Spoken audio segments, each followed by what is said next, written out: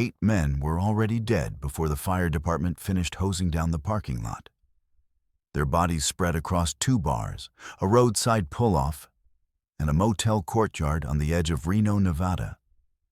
And by sunrise, the only detail investigators could agree on sounded almost insulting in its simplicity. It had started with a borrowed lighter. The phrase would appear later in internal summaries, never in headlines, because no editor believed readers would accept it as real.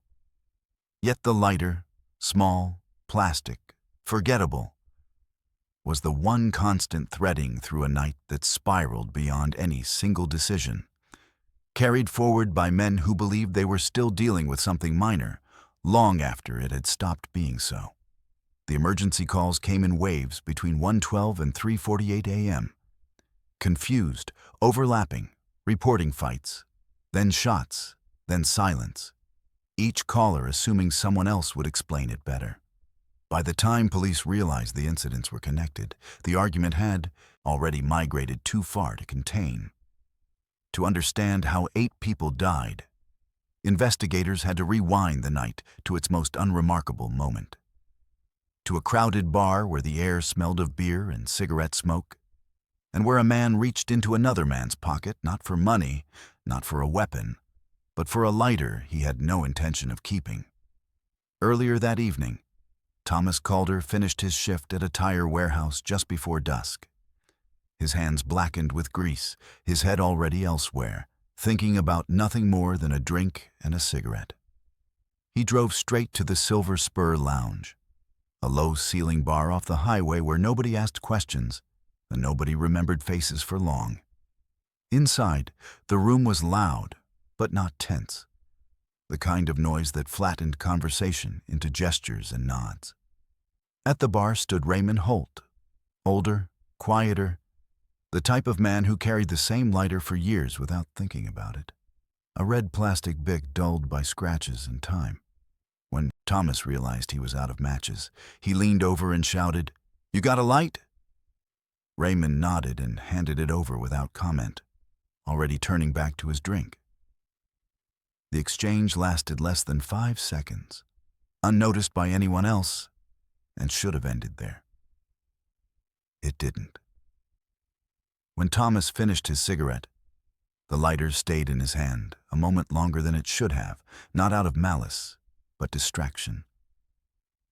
His attention pulled toward a conversation behind him. By the time Raymond reached out, expecting it back, the delay felt intentional. "Hey," he said, not angry, just direct. Thomas turned, confused. "What?" Raymond pointed. "The lighter." The moment hung longer than it should have, long enough for tone to matter, long enough for pride to enter. Thomas laughed once, the wrong way, and said, "Relax." That word, relax, would be repeated often that night, always just before things moved in the opposite direction. What followed was not an argument in the traditional sense, but a series of corrections, clarifications, and witnesses drifting closer, each convinced they were preventing escalation by staying involved. Raymond took the lighter back, but the return did not restore balance. It only marked the dispute as unfinished. A man nearby joked about charging rent for borrowed things, another suggested another round, and for several minutes the bar returned to its rhythm. This was the last moment when leaving would have required no explanation. Instead, both men stayed, orbiting the same space, their disagreement now public, stripped of its object but not its weight. When Thomas stepped outside for air, 2 others followed without invitation, not because they cared about the lighter, but because conflict had a way of recruiting attention. Out in the parking lot, voices dropped, then rose again, accusations reshaped by retelling. The lighter now symbolic of respect rather than property. By the time someone suggested taking it somewhere quieter, the night had already chosen its direction, and what began as a borrowed object had become a shared obligation to see something through. Even if no one could say any more, what that something was. By the time Thomas Calder stepped back inside the Silver Spur, the lighter itself had already stopped mattering, replaced by the unspoken awareness that something had shifted, that a line had been crossed too casually to be acknowledged outright. Raymond Holt returned to his seat at the bar. But his posture was different now, angled slightly outward, as if accounting for presence rather than ignoring it. And the men who had followed Thomas outside lingered instead of dispersing, their interest no longer tied to the object, but to the unresolved tension it had exposed. The bar grew louder as the night wore on, conversations overlapping, alcohol dulling precision while sharpening certainty. And when someone mentioned closing time at another place down the road, the suggestion landed not as an invitation, but as a solution. Relocation was framed as de-escalation, even though every previous relocation that night would prove to do the opposite. Cars started, keys passed between hands, and the group fractured into smaller units that all moved in the same direction without coordination, drawn by the need to remain within the orbit of the disagreement. At the second bar, the copper rail, the lighting was harsher, the crowd thinner, and the mood less forgiving, strangers more likely to misinterpret tone, regulars more protective of space. Thomas ordered another drink. Raymond stood farther away than before, and the lighter, now back in Raymond's pocket, continued to function as a reference point in conversations that no longer mentioned it directly. Someone asked what the issue was. Someone else answered incorrectly, and each retelling added edges that hadn't existed before, turning a momentary slight into a pattern of disrespect. When Thomas laughed again, louder this time, a man he didn't know told him to watch himself, and Thomas responded reflexively, asking what that was supposed to mean. The exchange drew attention, and with attention came alignment. Men choosing sides not based on facts, but proximity. The human tendency to anchor loyalty to whoever stood closest. Later statements would show that half the men involved believed they were intervening, not escalating. Outside, the parking lot filled with overlapping conversations, some heated, others oddly calm. The conflict now split across clusters that kept drifting back together. A motel across the street became the next neutral ground, chosen because it was lit and open, a place where nothing serious was supposed to happen. And as the group crossed the road, the lighter surfaced again, held up briefly by Raymond as if to punctuate a point that no longer required demonstration. It was never about that, someone said, and no one disagreed, though no one walked away either. The first shove came without ceremony, quickly separated, apologies muttered. But the physical boundary had been crossed, and the night adjusted accordingly. Voices rose, threats remained vague, and when someone produced a weapon, not brandished, but visible enough to register, the reaction was not panic, but recalibration. Men repositioning themselves in relation to new risk rather than abandoning it. The presence of a weapon did not end the argument. It legitimized its continuation. By the time the first shot was fired, away from the group into open air, it was interpreted not as a warning but as confirmation that the night had passed a threshold it could no longer retreat from. And from that moment on, every movement would be understood as either pursuit or escape, with no space left for misunderstanding to de-escalate anything at all. The sound of the shot flattened the parking lot into stillness for a fraction of a second, long enough for everyone present to register that the rules governing the night had changed without being replaced by anything clearer. Thomas Calder did not see who fired, only the flash reflected in a motel window, and that absence of certainty mattered more than the act itself, because it allowed fear to spread without direction. Raymond Holt moved instinctively toward the building, pulling the lighter from his pocket again, not to use it, but because his hands needed something familiar to hold, a detail investigators would later note as irrational but revealing. Men scattered, then regrouped, shouting over one another, each convinced someone else had already committed to violence, and that hesitation now carried greater risk than action. Several witnesses would later admit they stayed because leaving felt more dangerous than remaining visible. Someone yelled that the police were coming, someone else said they weren't. And the contradiction dissolved into movement, cars starting again, tires screeching, the argument migrating for a third time without pause. A roadside pull-off a mile away became the next gathering point, chosen not by agreement but by convergence. Headlights arriving from different directions within minutes. The group now larger than before, incorporating men who had not seen the lighter, the bar, or the first shot, but who arrived primed to defend people they recognized against people they did not. The story retold itself rapidly, simplified into accusations that removed ambiguity. And when Raymond tried to explain, his words were drowned out by others speaking for him, transforming his grievance into something harsher than he would have claimed. Thomas, increasingly isolated within the group, noticed this shift but lacked the leverage to correct it. His earlier laughter now remembered as mockery rather than nervous deflection.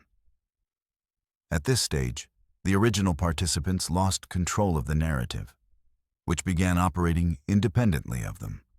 The first fatal confrontation happened quickly, near the edge of the pull-off, where visibility was poor and assumptions filled the gaps left by darkness.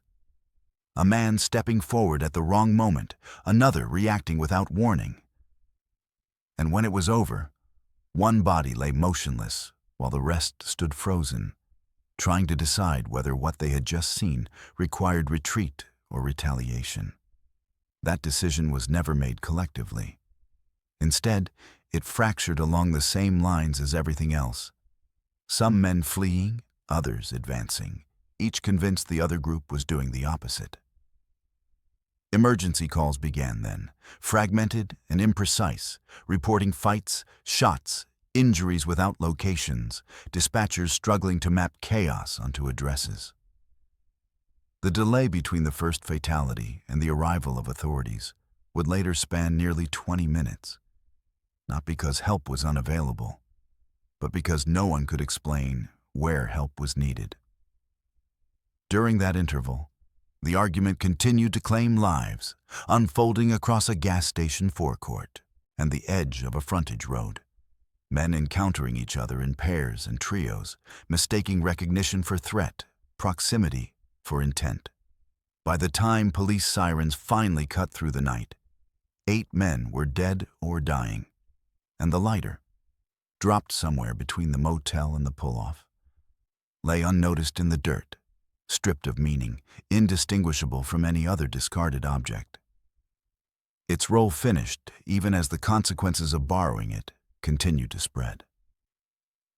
When the first patrol units arrived, they did so into a landscape that made no sense as a single incident.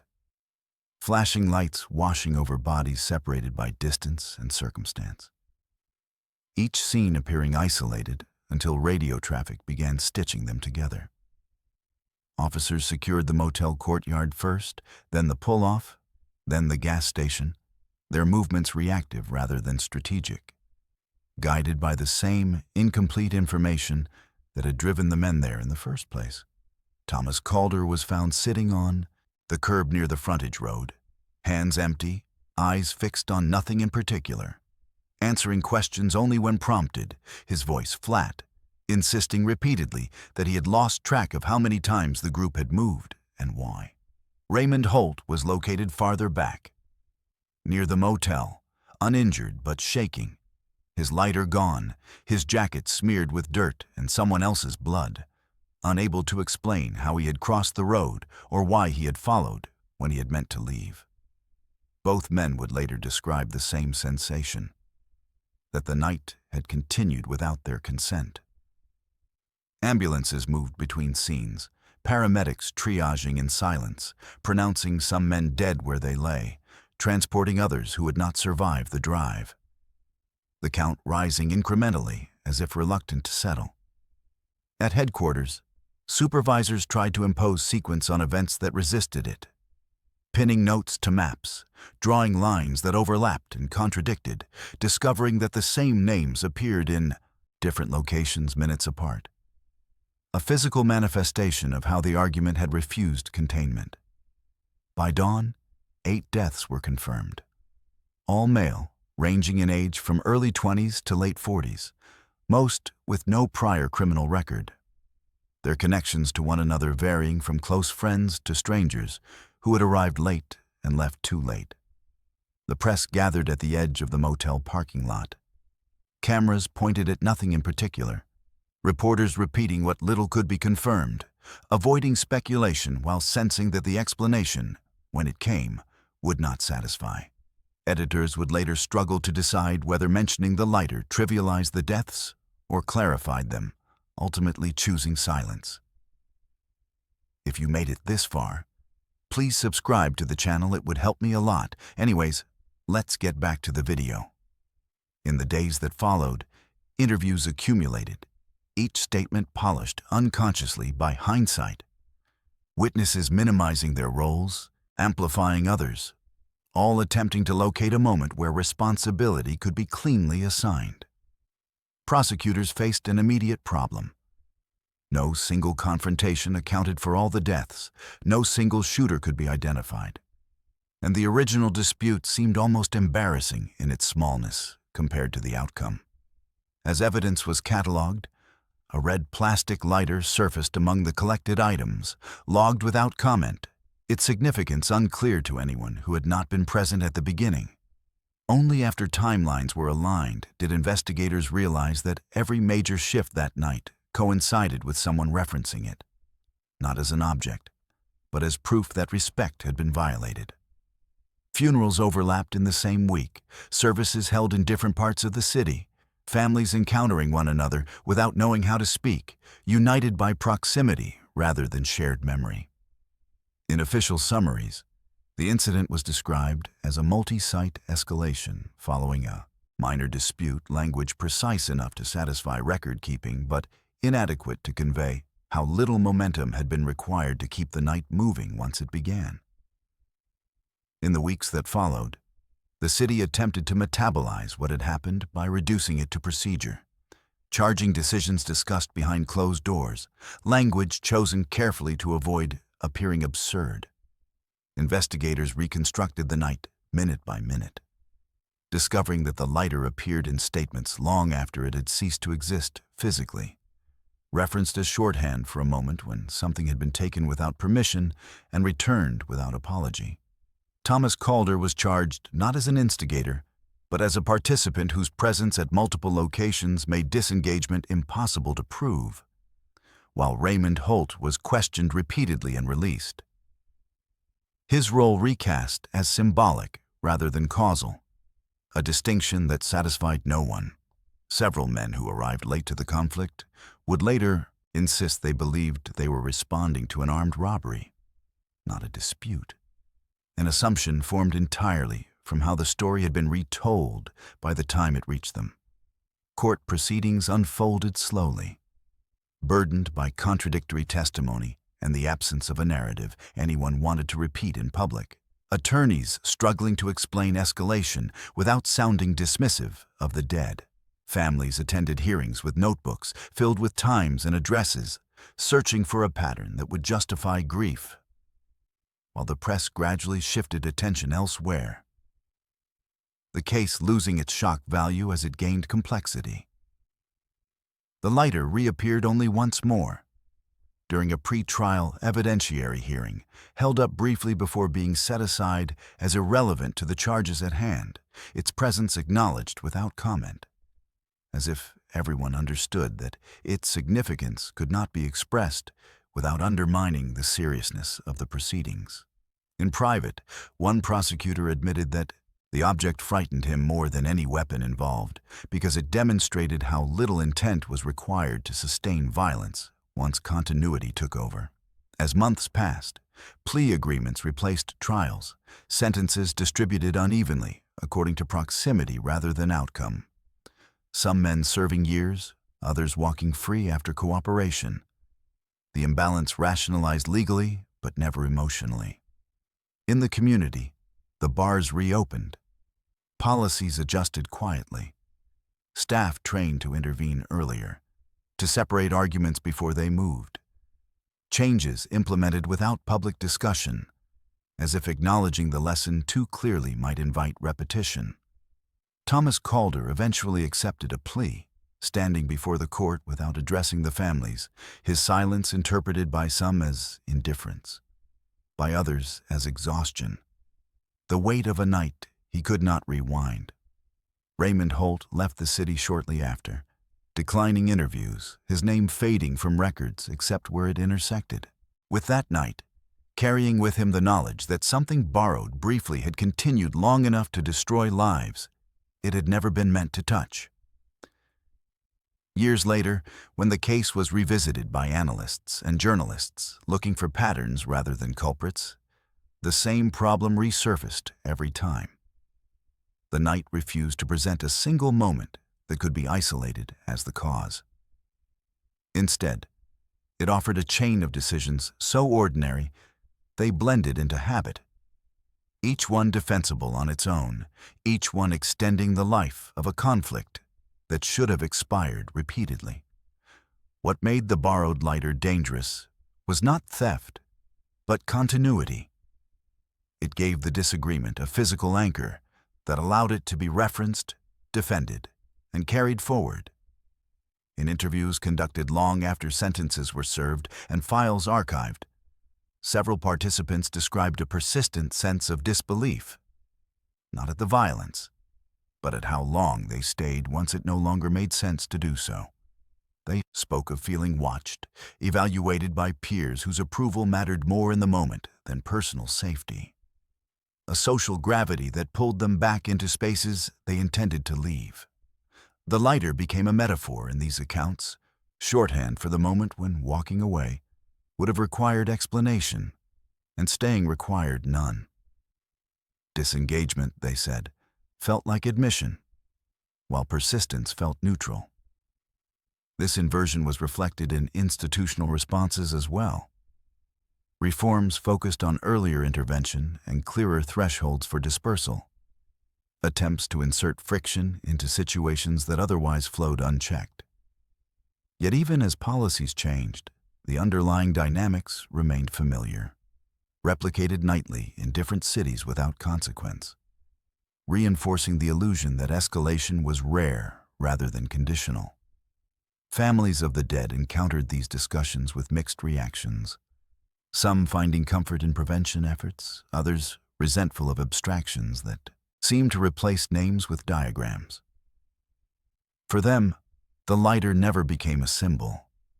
It remained an object that should have been returned without comment, a moment that should have ended without witnesses. Annual dates passed without public acknowledgement, the city opting for quiet normalization rather than commemoration, a choice that allowed daily life to resume while leaving private grief unresolved. When the case finally slipped from public memory, it did so not because it was forgotten, but because it resisted retelling, its banality undermining the narrative expectations of tragedy. And yet, for those who examined it closely, the lesson persisted, uncomfortably simple. Conflicts do not require importance to become lethal, only attention, proximity, and time. The borrowed lighter did not ignite violence. It sustained it, long enough for ordinary movement to harden into irreversible outcome, long enough for 8 men to die, before anyone could convincingly say why they were still there. What ultimately distinguished this case from others that ended without consequence was not the scale of violence, but the absence of a natural stopping point, a moment where social pressure flipped from encouraging persistence to demanding withdrawal. In most disputes, fatigue intervenes, embarrassment cools anger, or circumstance forces separation. But that night offered none of those exits cleanly enough to be taken without cost. Every opportunity to leave carried a social penalty, while staying required only inertia. The men involved repeatedly mistook this inertia for stability, assuming that because the argument continued, it remained manageable. A belief reinforced each time nothing immediately catastrophic followed their decisions. This pattern was visible in the way the group responded to danger signals that would normally trigger retreat. Raised voices, physical contact, even the introduction of a weapon. Each absorbed as another variable to account for rather than a reason to disengage. Investigators later described the night as a failure of thresholds, where no single escalation was recognized as decisive enough to override momentum. That failure extended beyond the participants to the environments that hosted them, spaces designed to accommodate conflict without containing it. Parking lots, roadside stops, transitional zones where responsibility dissolved as easily as people moved through them. The conflict survived precisely because it never stayed in one place long enough to be addressed. As time passed, the lighter itself faded further into abstraction, rarely mentioned outside analytical contexts, replaced by broader language about escalation and group dynamics. Yet its presence at the origin remained crucial. A reminder that continuity often needs a symbol to persist. Without it, the disagreement might have dissipated into ambiguity. But with it, the night retained a reference point that allowed grievances to be rehearsed and amplified. Former acquaintances of the men involved recalled how quickly rumors solidified into certainty afterward, how stories simplified themselves to accommodate moral clarity, assigning blame along lines that made sense emotionally, if not factually. These narratives served a purpose, allowing communities to distance themselves from the mechanisms exposed by the case, to believe that the tragedy resulted from particular personalities rather than familiar behaviors. Distancing is itself a form of closure, one that protects observers at the expense of understanding. For the families, closure arrived unevenly, some finding it in verdicts, others in relocation, others not at all. Their grief complicated by the knowledge that the event resisted explanation proportional to its outcome.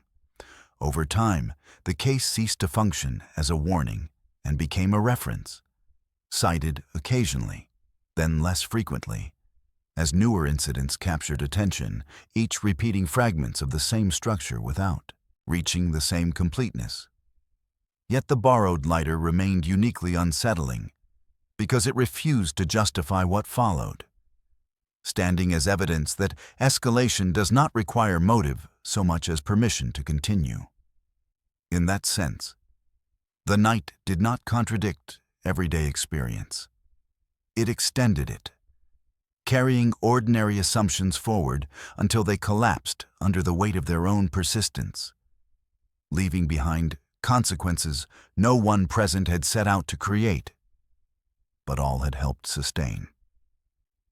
By the time official reviews concluded, the case had settled into an uncomfortable category reserved for events that expose systems rather than individuals, incidents that offer no corrective lever without implicating everyday behavior.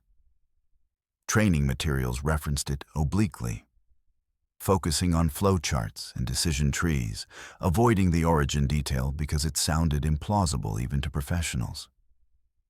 The more the case was abstracted, the harder it became to explain why it mattered. Analysts noted that escalation did not accelerate because of rage, but because of obligation.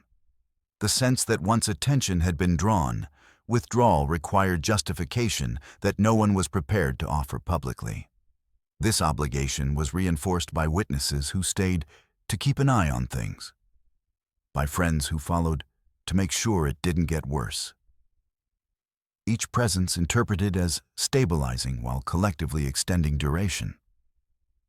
The environments themselves rewarded movement, bars closing, lights turning off, security urging people outside, pushing the conflict into liminal spaces where accountability thinned. Displacement masqueraded as resolution, and the night exploited that confusion repeatedly. In later interviews, some participants described a lingering distortion of memory, difficulty recalling when the argument became dangerous, because danger had arrived incrementally, without announcement. This incrementalism complicated blame, allowing each man to locate his own actions just before the point of no return, a psychological maneuver that preserved self-concept while obscuring cumulative effect. The lighter's disappearance mirrored this process. Once gone, it could no longer be argued over. But its absence kept the argument alive, a vacuum filled by assumptions. Families encountered this distortion in court, listening as timelines fractured into perspectives that could not be reconciled, each accurate in isolation, incoherent as a whole. Verdicts brought procedural closure, but failed to satisfy the deeper question of why no one had stopped. A question that lingered precisely because it lacked a dramatic answer. Stopping would have required someone to accept being wrong about something trivial, and no one did. As years passed, the case slipped further into obscurity, resurfacing occasionally when similar incidents occurred. Its relevance recognized privately, but rarely cited publicly. In community memory, the night compressed into a cautionary anecdote stripped of names and places, retold without detail because detail invited disbelief. Yet the records preserved the ordinariness of the men involved, their schedules, their habits, the errands planned for the next day. Details that refused to align with the final count. This mismatch remained the case's most persistent legacy, challenging the assumption that tragedy announces itself with significance.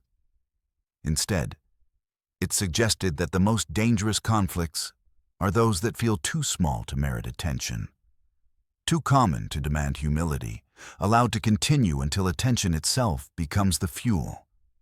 In that sense, the borrowed lighter was never the cause, only the excuse that allowed continuity to persist unchecked, carrying a group of men through spaces where stopping felt unnecessary until it became impossible. In the final years before the case disappeared entirely from public conversation, what remained most visible were not the facts, but the silences that had grown around them, gaps where explanations should have lived but never settled. Former officers who had worked the scenes described a peculiar frustration, not from failure, but from completeness. The sense that nothing was missing and yet nothing resolved the discomfort the case produced. Completeness without meaning proved harder to live with than uncertainty.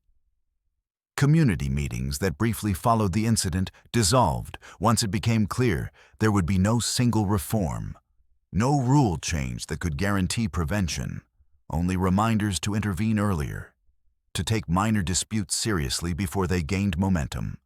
These reminders were absorbed unevenly, implemented quietly in some places, ignored in others, their effectiveness difficult to measure precisely because the events they aimed to prevent were, by definition, unremarkable until they were not. For the families, time introduced a different distortion, memories flattening as years passed, grief becoming less acute but more diffuse, unanchored from a single image or moment. Some relatives kept the lighter in mind as a cruel joke played by chance. Others rejected it entirely, insisting that focusing on an object reduced lives to symbolism they had not consented to.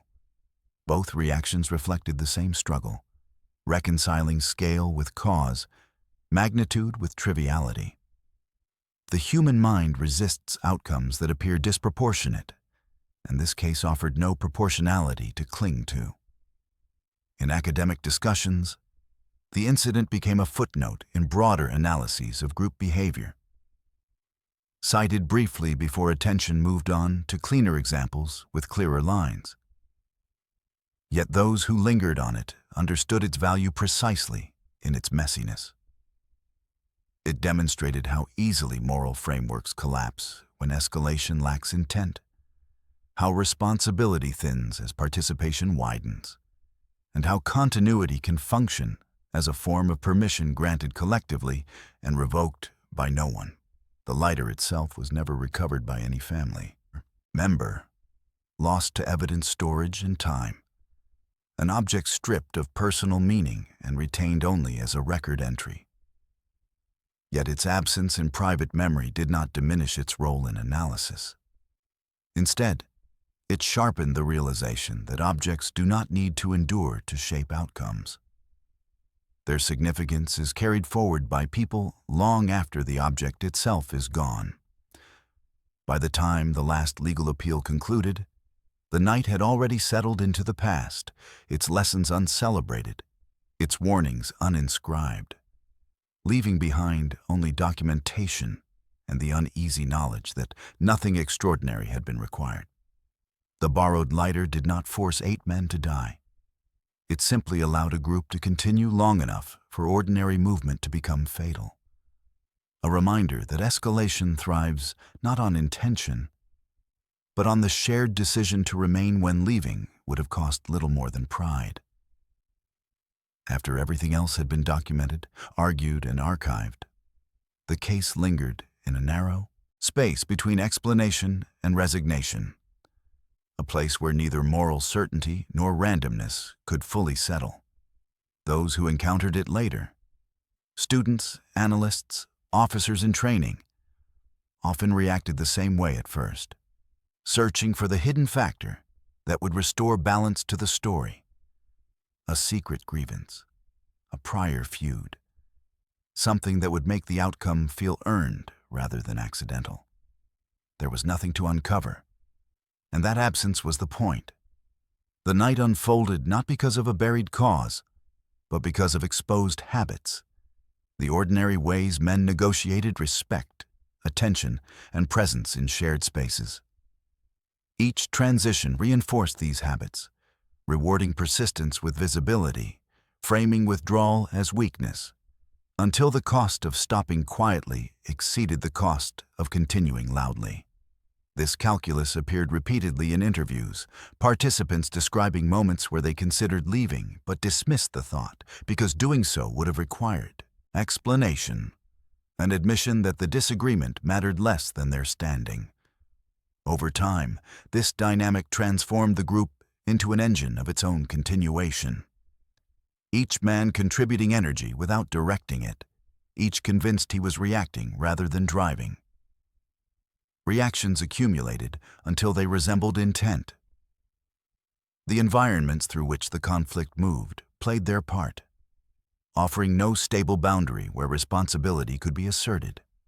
Only thresholds that encouraged passage, doors closing and opening, lights dimming and brightening, spaces designed for circulation rather than confrontation. In such spaces, disputes do not end, they travel. The borrowed lighter fits seamlessly into this pattern. A small, portable grievance that could be carried across rooms and roads, referenced without needing to be seen. A reminder that something remained unresolved. Even after the lighter disappeared, the memory of it functioned as proof that the dispute had a beginning and, therefore, in the minds of those involved, deserved an ending. That logic proved fatal. As years passed, the men who died became increasingly abstract in public memory, reduced to counts and categories, while the mechanisms that claimed them remained familiar and intact. Replicated nightly, without incident, reinforcing the belief that the outcome had been exceptional rather than conditional. For those closest to the case, this normalization was the final distortion.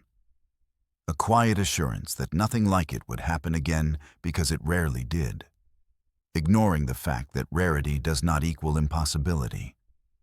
The case offered no comfort in its conclusion, only a precise demonstration of how escalation can persist without hatred, how violence can emerge without planning, and how trivial disputes can become lethal when sustained by attention alone.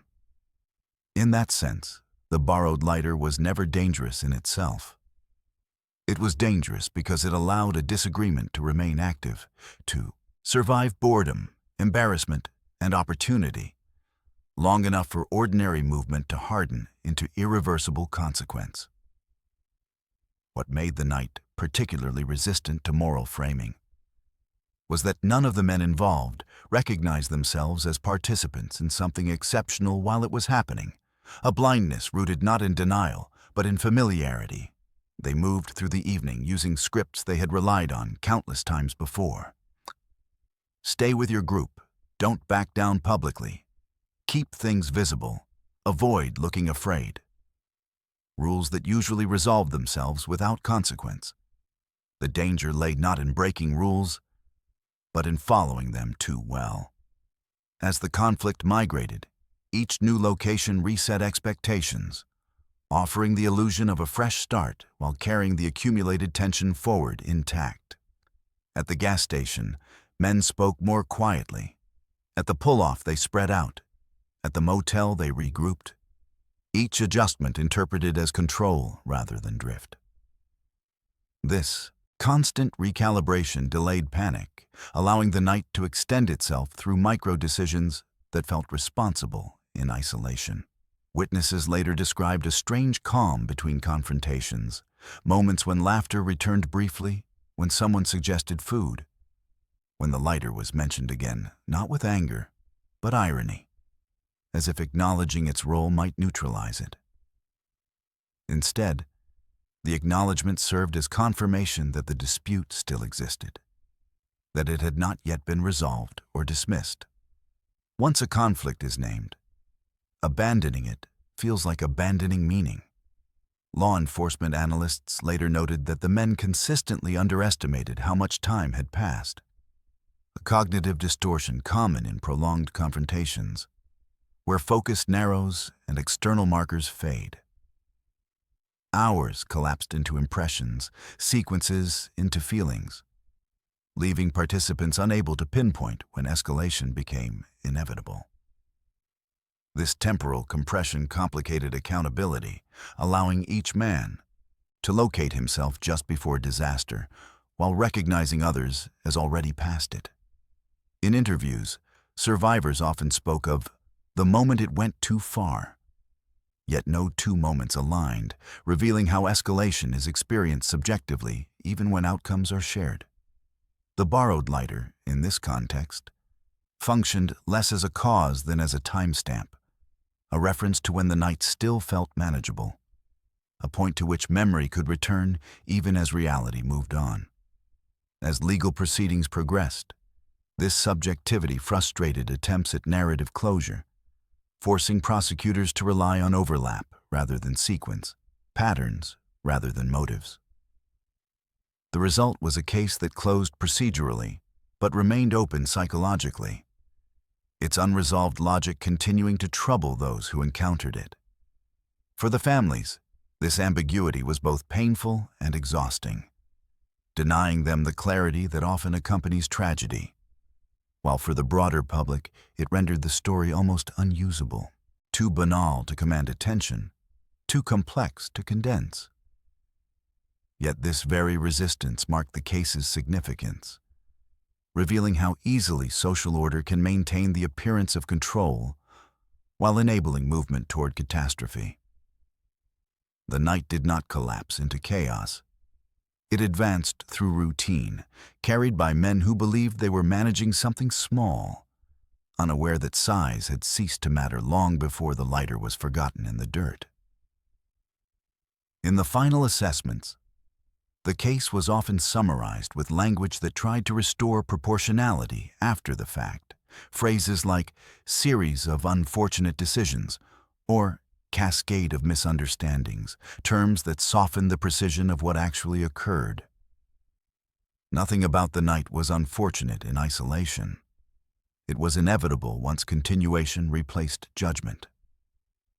Analysts emphasized that escalation did not require consensus, only overlap, enough shared presence to keep the dispute socially alive, even as its substance evaporated. This insight reframed the borrowed lighter not as a trigger, but as a credential, proof that someone had been wronged in a way others could recognize. A small artifact that allowed strangers to inherit grievance without context. As the night progressed, inheritance replaced ownership. Men defended versions of the dispute they had not witnessed, speaking with certainty because certainty was expected of them. The obligation to appear informed became indistinguishable from the obligation to act, collapsing observation into participation. Environmental cues reinforced this collapse. Lights dimming and brightening, doors closing and opening. The rhythm of movement suggesting progress where none existed. Motion itself became the argument's strongest defense. When the first bodies were discovered, responders noted how quickly bystanders attempted to narrate what had happened, offering explanations before facts, as if narrative could contain shock. These early narratives hardened rapidly, shaping perceptions long before investigations could intervene, demonstrating how explanation often outruns understanding in the aftermath of violence. In court, this dynamic resurfaced as competing stories, each internally coherent, collectively incompatible, forcing adjudication to rely on fragments rather than flow. The result was accountability that felt partial even when legally sufficient, a sensation that lingered long after sentences were imposed. For those studying the case, this partiality was not a failure, but a feature, evidence that escalation distributes responsibility thinly enough to evade simple moral capture. The thinner responsibility becomes, the longer conflicts persist. Over time, the lighter receded further into the background of public retellings, replaced by broader discussions of bar culture, masculinity, and late-night environments. Yet its specificity remained crucial to understanding why the dispute traveled so effectively. It was small enough to be dismissed, portable enough to be carried, personal enough to be defended, and trivial enough to invite witnesses. These qualities made it ideal for sustaining attention without resolving anything. A perfect vessel for continuity. In the years following, similar incidents were recorded elsewhere with different objects, a jacket, a seat, a remark, each confirming that escalation does not require a compelling cause, only a reason to stay engaged. The Nevada case remained distinctive because it ran its course fully, uninterrupted by chance intervention, exposing the entire mechanism end to end. It showed how disputes can outlive their origins, how groups can mistake persistence for prudence, and how the most effective end to conflict is often the least satisfying option socially. To disengage while the disagreement still feels small enough to explain away. Enclosing reviews circulated quietly among departments. The case was used to illustrate a counterintuitive principle that rarely survived translation outside professional settings, that the absence of decisive action can be more influential than its presence. Escalation thrives where stopping feels socially expensive. The men involved consistently misjudged that cost, overestimating the consequences of withdrawal and underestimating the consequences of continuation. A miscalculation reinforced by peers who equated staying with responsibility. This misjudgment was not personal. It was cultural, learned through repetition in environments where disputes often burn out without incident. That history of harmless outcomes created confidence, a belief that the system would self-correct as it always had, even as evidence to the contrary accumulated. The borrowed lighter persisted in memory because it marked the moment when correction was still easy, when returning an object and offering a word could have ended everything without witnesses. Instead, witnesses multiplied, and with them, expectations. Each new observer raised the social stakes, making disengagement appear less reasonable, more conspicuous, until staying became the default not because it was right, but because it was seen. In the aftermath, This visibility bias shaped public reaction as well, commentators focusing on what could be seen: bars, parking lots, weapons, while overlooking what sustained the conflict: attention, proximity, and time. What is visible is often blamed for what is invisible.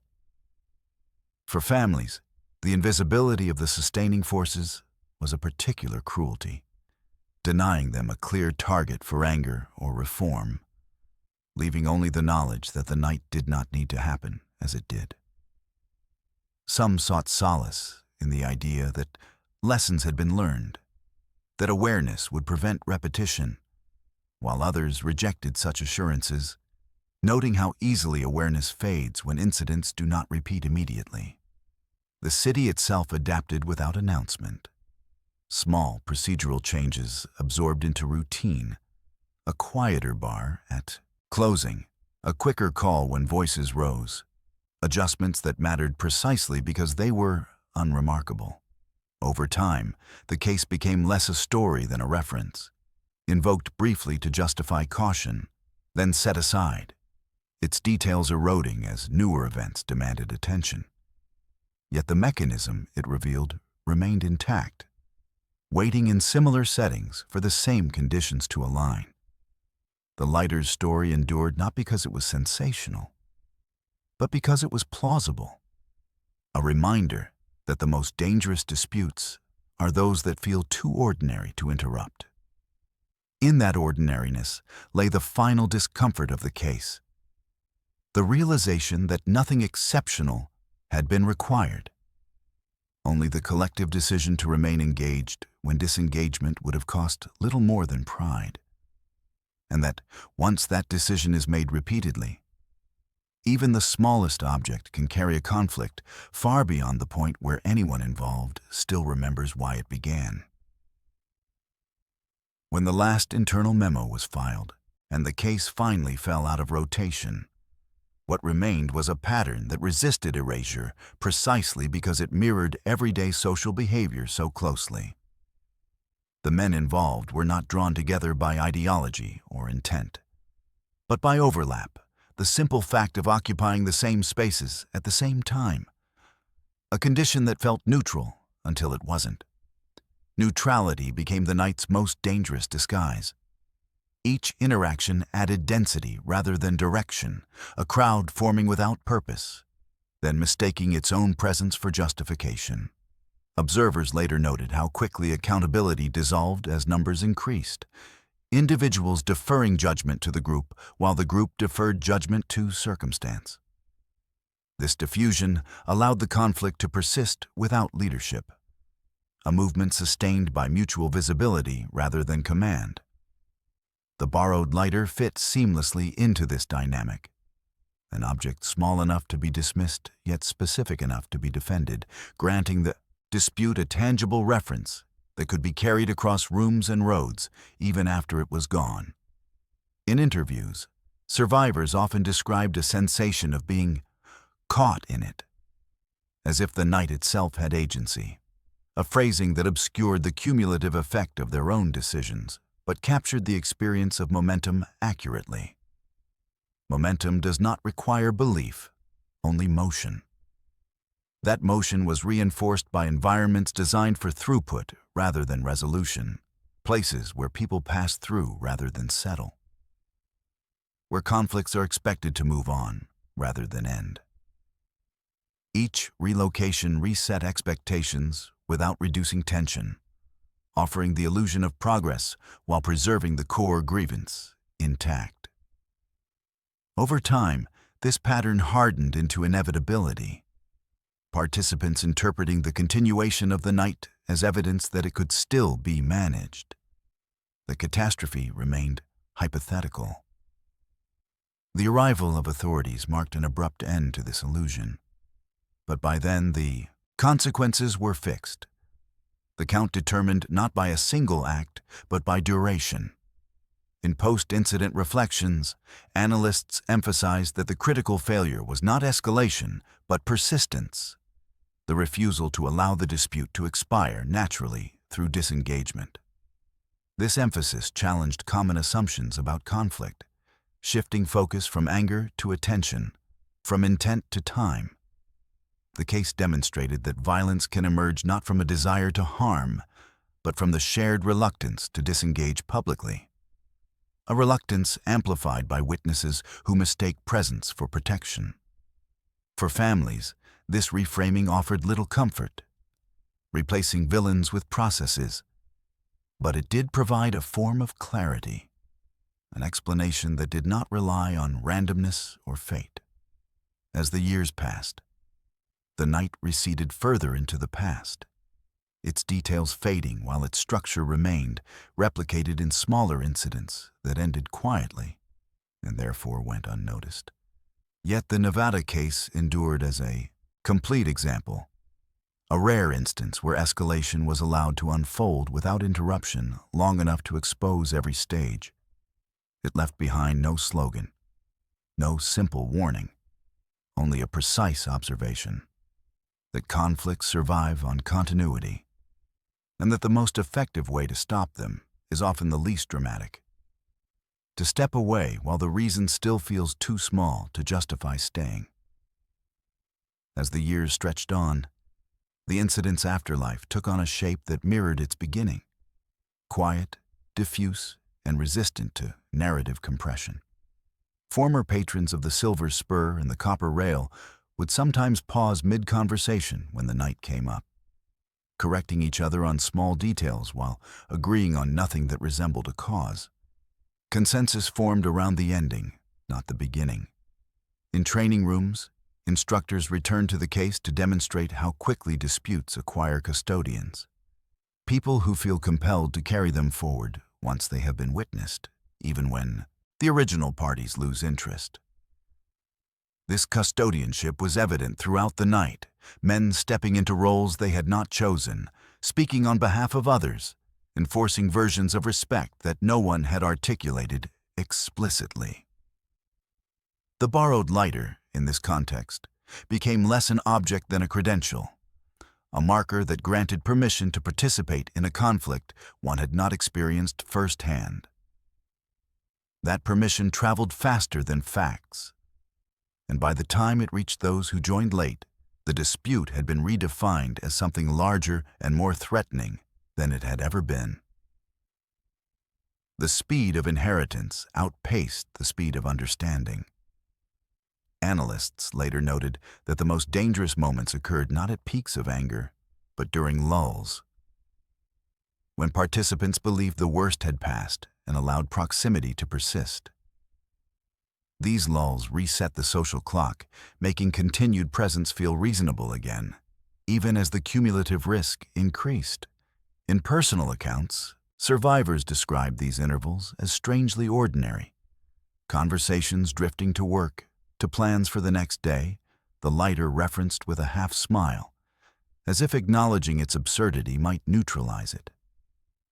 Instead, the acknowledgement kept it alive, a shared reference that prevented the dispute from dissolving into ambiguity. Legal outcomes eventually imposed finality where social dynamics had failed.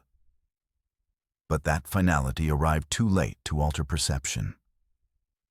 For many observers, the case remained unsettling precisely because it offered no spectacle to condemn, no ideology to reject, only a sequence of familiar behaviors extended beyond their usual lifespan. The city's quiet adjustments, earlier last calls, quicker dispersal, more assertive intervention, reduced risk incrementally without addressing the underlying discomfort the case produced. Prevention worked best when it was least visible, mirroring the subtlety of the problem itself. Families continued to mark time, privately, their grief evolving without public milestones, anniversaries passing without notice, the night receding into memory unevenly. In later retellings, the lighter often vanished entirely, replaced by vague references to a bar fight or a misunderstanding, omissions that made the story easier to accept but less accurate. Those who insisted on including it did so not to trivialize the deaths, but to preserve the case's most important truth. that the smallest disputes can persist long enough to become lethal when attention replaces judgment. The night in Nevada did not contradict the logic of everyday life. It extended it, carrying ordinary assumptions forward until they collapsed under their own weight.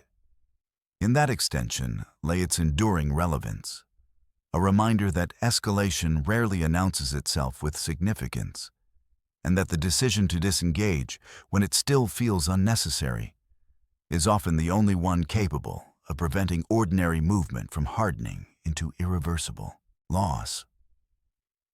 In the end, the borrowed lighter never returned to anyone's pocket, never became a family keepsake or a piece of evidence displayed in court, because its importance did not survive contact with consequence.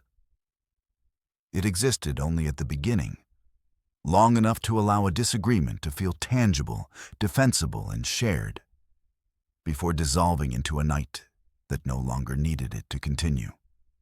What followed did not require escalation in the dramatic sense, only duration, the quiet agreement to remain present, to keep watching, to keep correcting, to keep explaining. 8 men died not because a lighter was taken, but because no one accepted the social cost of leaving while the reason still felt small enough to explain away. That cost grew with every witness, every relocation, every retelling, until disengagement appeared more dangerous than continuation, and by then the night had already hardened into something irreversible. In the years that followed, the case resisted becoming a cautionary tale precisely because it lacked a satisfying moral, offering instead a reflection of ordinary behavior carried too far. It showed how easily attention substitutes for judgment, how presence substitutes for responsibility, and how momentum substitutes for intent. The environments involved, bars, parking lots, roadside spaces, did not create violence. They allowed it to move, to remain unresolved long enough to accumulate weight.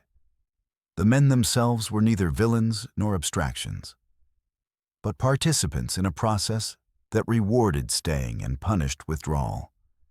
A process so familiar it went unnoticed until it was complete. For the families, closure never arrived in language proportional to loss, only in time, distance, and the gradual quieting of questions that could not be answered. For institutions, the lesson settled into procedure rather than memory. Small adjustments made without ceremony, effective precisely because they did not demand belief. And for anyone who studies the case closely, what remains most unsettling is not how quickly things went wrong, but how long they were allowed to continue. The borrowed lighter did not ignite violence. It sustained attention long enough for ordinary movement to become fatal. It marked the moment when stopping would have been easiest and least dramatic, and therefore least likely to happen. That is why the case endures. Not as an anomaly, but as a complete demonstration of how trivial disputes can become lethal when continuity replaces judgment, and why the most decisive act in any conflict is often the one that feels unnecessary at the time. To step away while the reason still feels too small to matter.